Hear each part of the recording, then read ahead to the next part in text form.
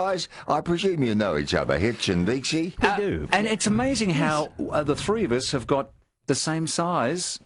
We've each got an Apple iPhone, Yes, have we? But Yeah. we've all gone the big one because it's easier on our ageing eyes. Exactly. What I'd like to find out, however, is does anybody else find it's just a bit too big and cumbersome? No. For your pocket? No. Oh. No, not so much that. I just sort of think, oh gosh, this thing is just clumsy because I'm used to being able to tweet things quite quickly with the smaller one. No, Yeah. I find it a lot easier. But the pictures are beautiful on it. Oh yeah, yeah. Yes. And people presume we all sort of go to wild parties every night. Well, that's you and Booze in But- those togas. Yes. But when you... With Ray Lawrence. when would you last seen each other and where?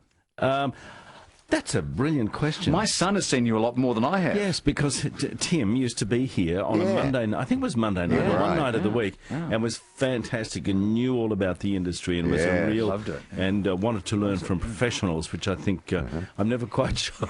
I was going to still very kind. Booze and Phil up then, but yes, they are professionals, and it was a good place to The start. funny thing is, as you gentlemen know, people say, "Oh, do you ever, like, do you hate the other people?" I said, "Look, we like football teams. On the field, we are highly competitive, but off the field, we are all in the same business together." Yes, absolutely. And it's such a small industry and in some ways a shrinking industry that we all end up working on the same team from time to time. And then, so that's just the way it works. And, Absolutely. we're all Well, good friends and more- we catch up at things like the Logies or something Yeah, like but that. in telethons or whatever. Oh, But telethons. I think more than that, I like to think of us all as one big family because I think we're all very clucky and we're here to protect and hover around each other. Yes, sure. That's what I like to That's believe. right. I think we've got each other's backs in many ways. Now, John Deeks, have you ever read news on television? I did at Channel 9 in Griffith. Oh, Did you? Yes, and also do the late news on Channel 7 back in 1978. okay. Was Mel there during Mel, at that time, or was it just after he'd left? it was Brian Naylor was Oh, was still Brian there. there? 78, yes. Yeah, that's right. and he was still there, and Mel was a reporter. Yep. Anyway, I was reading the late news for some bizarre reason, and then we had a huge strike. And that strike caused everything basically to shut down, and everything changed after that. And that was just when you had to be a journalist to become a newsreader was coming into vogue. And which I would like to ask you about, because many people say to me, to be a great newsreader, do you have to be a tremendous journalist? And I'm interested, and I know you do stories, but it doesn't matter how many Walkley Awards you've won.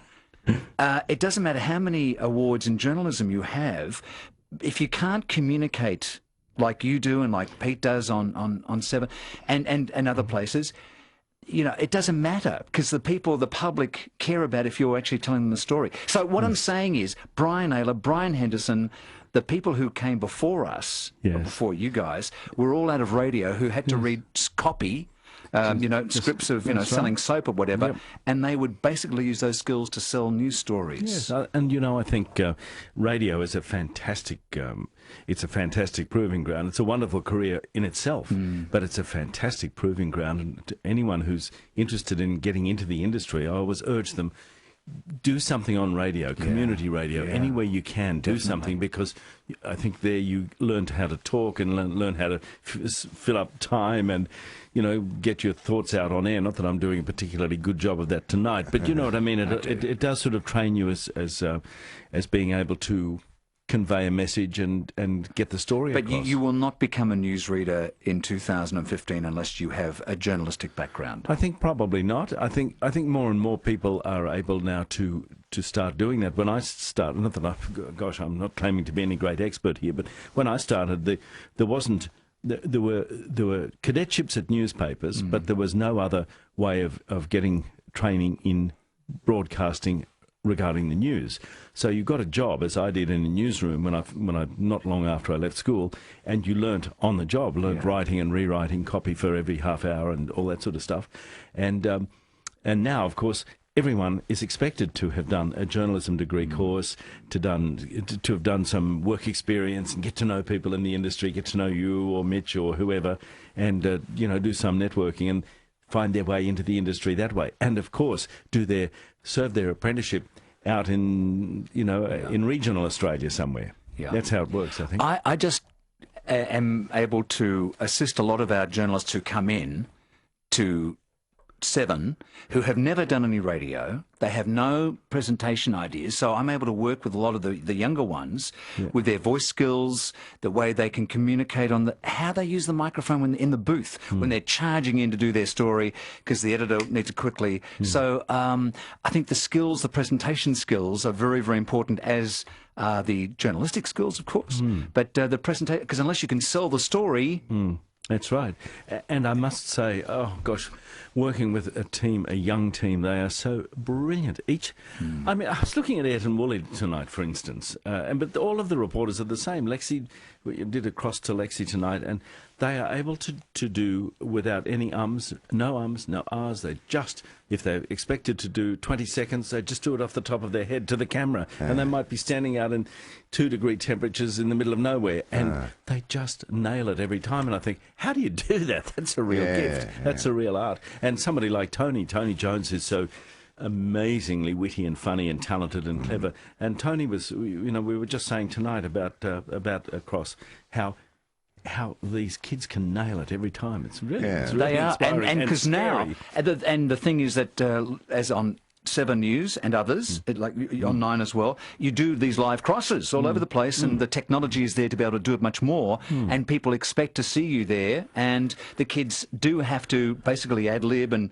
make sure that they're doing the crosses correctly. They're amazing. These young ones, aren't they good? They should be thoroughly ashamed of themselves and marched out of the building. Now, Peter Hitchener, any more docos coming up for you? I do love the ones you do at the zoo and elsewhere. I have so much fun doing that. Yes. The zoo. Are they more ahead of you this year? That's a very good idea. I think I should go and knock on somebody's door and say, let's do some more, especially at the zoo, because doing those things, you get to do a few things behind the scenes. But those things are available to listeners. Anyone tuned in now, if you're interested in giving somebody a gift, you can have behind-the-scenes experiences at the news, at the zoos, and you go along... No, you're right.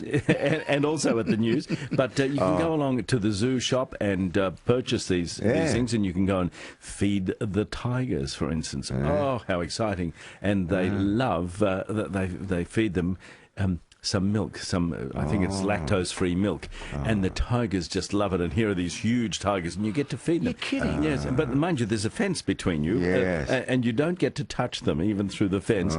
But it's magnificent. What do you use, tongs or something? No. You just hold the bottle. You just hold the bottle up to the fence. And the thing is, it's really worth doing if you've got somebody you want to impress, or just somebody you want to just make feel special, something like that, or feeding the giraffe, or which you can also do. It's just amazing. And feeding the giraffe is wonderful because you're standing on one side of the wall, and over this huge wall comes this huge head on a huge neck, and it comes down and just... And aren't those tongues are about 40 foot long? Exactly, and it just lovingly takes the very gentle greenery out of your hands and chomps it off. It's delicious and delightful. It's a lovely experience. You've been eating it, have you? Yeah, I feel like I should, actually. I want Pete to do a Christmas special called Hitch's Odd Spots, because every night on the news, as we know, there are always 1 or 2 or maybe 3 little kinky stories, throwaway stories, lightweight, always with a twist. And if you could put those together and link them,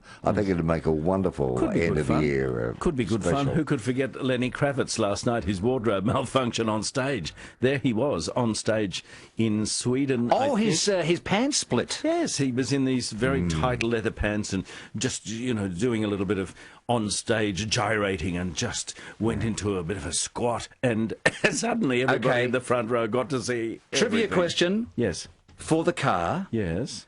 Who was the artist who... PJ Proby split his pants. You would have known that too. Yes, he did, actually. All right, you're impressed? Absolutely. I must say, I went to a Lenny... You haven't lost it, Phil. I hope not, Jono. You've won the car. I went to a Lenny Kravitz concert here at the Rod Laver Arena, and it must have been, feels like 10,000 years ago, and it's quite a few years ago now. I was expecting something, kind of mellow, and it was the loudest concert I have ever been to in my life. And even though I took the obligatory earplugs, my ears were ringing for days afterwards. Really? Lenny Kravitz, and who knew? Because, in those days it was sort of a bit of a mellow. Were you close to the? Was it just loud? Reasonably, but the whole place was just jumping. So anyway, so he's still on stage, still doing it, and doing more than he was. Okay, this has led to a great topic. After the break, what's the best concert you ever went to? Can you think of one on the spur of the moment, Deeksy? Probably when I went and saw Dolly Parton and Kenny Rogers. Yeah. That was great. And do you know what? Liberace at Festival Hall. Okay.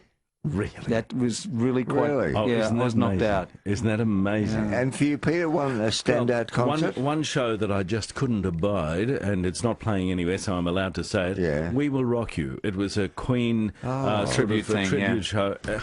What a load of old rubbish I thought that was. That I'm was sorry at to Her anyone Majesty's. who loved it. I'm not sure where it played here. I saw it not in Melbourne, and I didn't like it at all. Maybe I was just a bit jet-lagged.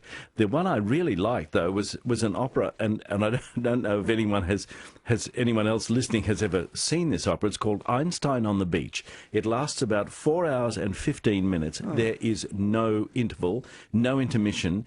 And it was Einstein on the Beach. Einstein on the Beach, weird. music by Philip Glass. Oh, And, yes, his music's quite weird. Yes, and it was just amazing. I loved it. And I went along, a family member bought the tickets and said, come on, we're all going to this. And I went along somewhat under sufferance and had the best time. So you just never know what to expect. You can't pick it, can you? No, never know what to expect. Can I mention my favourite concert? I'd love to know, yes. Oh, well, it's one-upmanship. Oh, yes. Here we go. Elvis, 1975. Hilton International. Is that a good In note? Vegas, you Of win. course, of You course. win. Okay. And who are the ones you've interviewed? Wait a minute. Is it... Oh, no. It's Cary Grant. It's... No. Tonight's John Deeks night. I'll stay in the back. yeah. Hey, thanks, Pete. Good on you. Have a great night, you two. And Bye. a good weekend. Bye.